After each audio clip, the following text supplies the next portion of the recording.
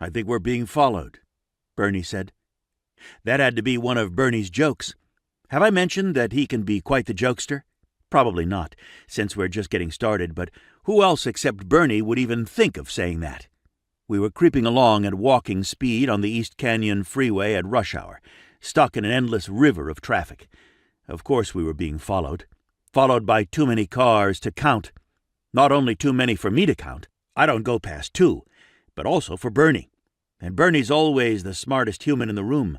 One of the reasons the little detective agency is so successful, leaving out the finances part. It's called that on account of Bernie's last name being Little. I'm Chet, pure and simple. Not the smartest human in the room. In fact, not human. I bring other things to the table. Bernie glanced at the rearview mirror. Our ride's a Porsche.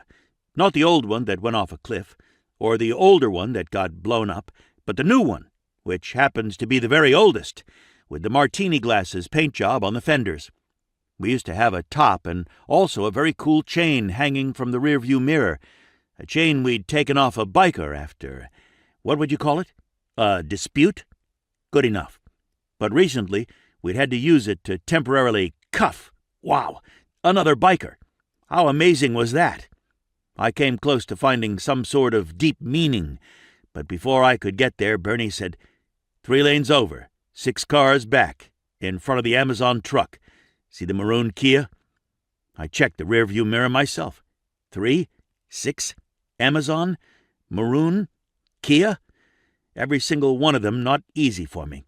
But I've always been lucky in life. So all I saw in the rearview mirror was Bernie. My Bernie. He has the best face in the world, especially if you like strong noses and eyebrows with a language all their own, and I do. He has plans to get that slightly crooked angle in his nose straightened out after he's sure it won't be broken again. But that would mean game over for his uppercut. That sweet, sweet uppercut, guaranteed to put perps to sleep. So I hope his nose stays just how it is forever. Can't make out the driver, he said. But that Kia was in the back corner of the Donut Heaven lot, meaning whoever it is has been with us for 10 miles on a real complicated route. He turned to me and smiled. $1 to donuts, Chet. That was a puzzler. Bernie'd had a cruller, and I'd gone with the sausage croissant, donuts not even mentioned. Just to make sure, I licked my muzzle, picking up the unmistakable and wonderful taste of sausage. But in our business, you have to be sure. So I did it again and again and again and... Something the matter, big guy? Nothing. We were good. I stopped whatever I'd been doing, sat up straight in the shotgun seat, alert and ready for action. A total pro. Let's run a little test, Bernie said, suddenly crossing several lanes and taking an exit. There was some honking, but I'd heard worse. The point was, we were taking charge and naming names. Chet, Bernie. Those are all the names you need to know for now. We've been followed by bad guys more than once. The last time, down in a little village south of the border, an incident involving an army-type tank packed with unfriendly cartel dudes and a dead-end alley.